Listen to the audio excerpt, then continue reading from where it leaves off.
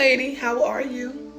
When was the last time you prayed and asked God about infertility? When was the last time you prayed? And before we get into this conversation real quick, right?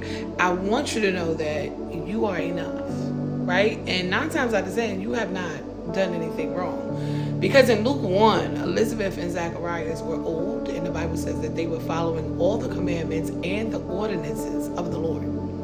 Yet, they did not have a child. But then further down in Luke 1, you find that there's the angel Gabriel comes to Zacharias while he is performing his priestly duties and tells him that your prayers have been answered.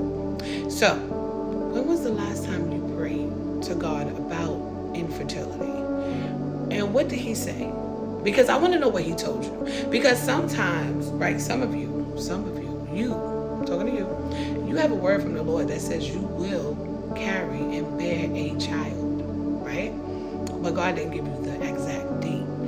But the Bible also says in that same chapter in Luke 1 and 45 says, and blessed is she that believed, for there shall be a performance of those things which were told her from the Lord. I want to encourage you today to have a conversation with God, to reiterate, right? Or to build up your faith. And to acknowledge the fact, I want you to, when you pray, I want you to acknowledge the fact that God already told you that you were going to have a child. And then I want you to make the decision to believe again. I want you to make that decision, right? To believe again.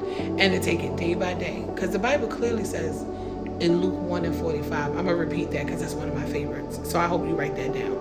Luke 1 and 45. And blessed is she that believed, for there shall be a performance of those things which were told her from the Lord.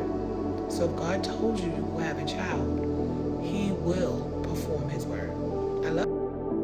And if you are in need of more encouragement, I am here. I am here. Check out my profile. Check out the resources that I have. I have a faith and fertility book. We have an infertility defeated journal.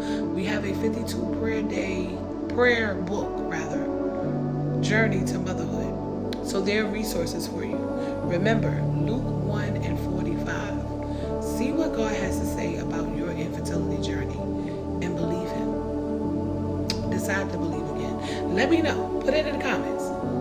I've decided to believe again.